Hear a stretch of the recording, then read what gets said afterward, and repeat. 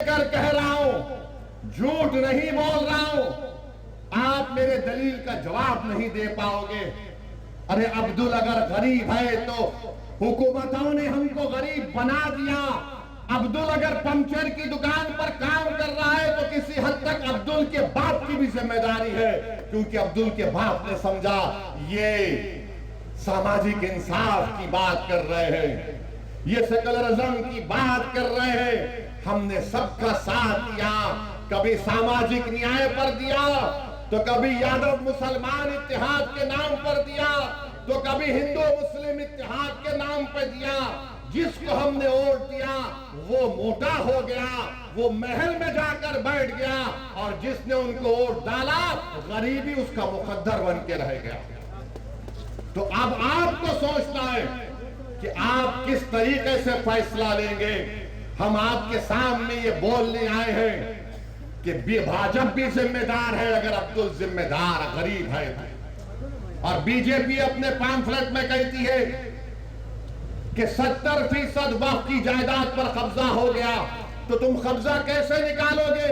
मोदी ने कानून ये बनाया कि जो 12 साल से जिस जमीन का मालिक अल्लाह है उस पर अगर वो 12 साल से कब्जे में है तो मोदी कह रहे हैं कि मालिक तो अल्लाह होगा, मगर मैं कानून बनाकर तुझे मालिक बना रहा हूं। वो 70% अगर जायदादों पर वक्फ की जमीन पर कब्जा हुआ है तो सब लैंड ग्रैबर काबिजीन उसके मालिक बना दिया आपने। बताओ फिर क्या होगा। ये कानून शियाओं को नुकसान पहुंचाता है, सुन्नियों को पहुंचाता है, बोरियों को पहुंचाता है। यह कानून देवबंदियों को नुकसान पहुंचाता है, बरेलवियों को नुकसान पहुंचाता है, अहले हदीस को नुकसान पहुंचाता है। यह कानून मुसलमानों को नुकसान पहुंचाता है। इसलिए हम आपसे अपील कर रहे हैं कि all India Muslim personal law board ने जो एहतजाजी प्रोग्राम बनाया है आप उसका साथ दें। आपने बत्ती गुल की थी, 15 मिनट के लाइट गुल कर दी आपने, किया था ना आपने। अब जब विधानसभा के चुनाव आएंगे, जब विधानसभा के चुनाव आएंगे, 20 साल आपने नीतीश को वोट दिया, 15 साल आपने लालू को वोट दिया, क्या हासिल हुआ आपको बताओ। पढ़ाई के लिए बिहार से बाहर जाना पड़ता, नौकरी के लिए बिहार से बाहर जाना पड़ता। मुझे माफ कर दीजिए अगर मैं जो अब कहने वाला हूं, आपका हाल ऐसा है कि सिर्फ मनी ऑर्डर पर आपका घर चलता, मनी ऑर्डर पर हमारा घर चलता है बिहार में। ये 20 साल और ये 15 साल राजनीति करने वालों ने हाल हमारा कर दिया है।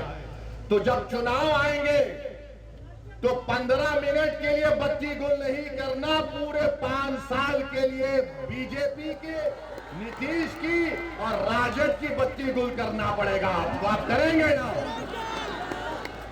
कहीं जज्बात में आके हाथ तो नहीं उठा रहे।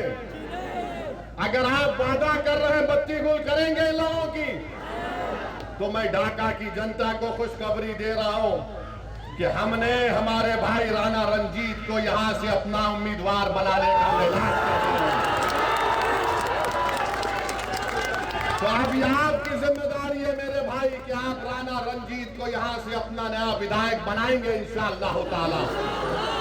बहादुरगंज से तौसीफ आलम को इंशाअल्लाह बनाएंगे और अख्तरुल ईमान को कामयाब करेंगे अपनी विधानसभा से।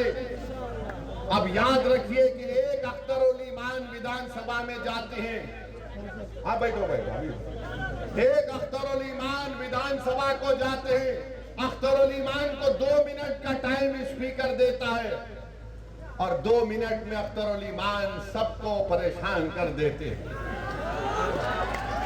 तो इंशाअल्लाह ताला अगर हम मुत्तहिदा तौर पर अपने वोट का इस्तेमाल करेंगे तो अख्तरुल ईमान का बाजू नहीं बल्कि बिहार के गरीब और मजलूम अवाम का बाजू तौसीफ आलम और हमारा राणा बनेगा इंशाअल्लाह ताला। तो मेरे अजीज दोस्तों और बुजुर्गों, मुत्तहिदा तौर पर अपने वोट का इस्तेमाल करिए। अब बहुत हो गया, ये हर बार चुनाव आता तो इनको एक ही चीज नजर आती, ओवैसी बी टीम है, ओवैसी बी टीम है, ओवैसी वोट काटने के लिए आया है। अरे तुम याद रखो, जब तक अल्लाह मुझे जिंदा रखेगा मैं तुम्हारी नाक में और दिमाग में दम करके रखूंगा इंशाअल्लाह। तुम जितना बोलते बोल लो, मगर लालू जी आपके 15 साल हमको क्या मिला बताओ? नीतीश 20 साल बताओ बिहार के गरीबों को क्या मिला? आप 20 साल मुख्यमंत्री रहे। अब तो एक वीडियो देखा कि जन गण मन हो रहा है तो नीतीश कुमार हाथ पकड़ के ऐसा ऐसा कर रहे हैं। नहीं मालूम क्यों कर रहे हैं। शायद अख्तरुल ईमान के पास वो डॉक्टर भी है, सियासी डॉक्टर भी। आप बताइए आप किसका साथ देंगे? जिसको आपने 15 साल आजमा लिया, जिसको आपने 20 साल देख लिया और हमको गाली देते थे। 2 मरतबा लालू नीतीश आए और कहा कि ओवैसी को रोको वरना भाजपा आ जाएगी, और आप बेचारे मासूम इनकी बातों में आ गए। आपने उनको वोट दिया मगर फिर वो लड़ लिए, फिर ऐसा लड़ लिए कि बीजेपी भाजपा आ गई। तो जिम्मेदार हम नहीं है अगर बिहार में बीजेपी है, जिम्मेदार लालू है और नीतीश कुमार है। और याद रखिए हमारी जिम्मेदारी नहीं है, हमने कभी भी फिरका परस्ती का साथ नहीं दिया। हमने हमेशा हिंदू मुस्लिम इत्तेहाद को मजबूत करने का काम किया। मगर याद रखो मेरे अजीज दोस्तों और बुजुर्गों, मगर ये बात तो सही नहीं है कि मैं अपने घर को जलाकर किसी के घर में जाकर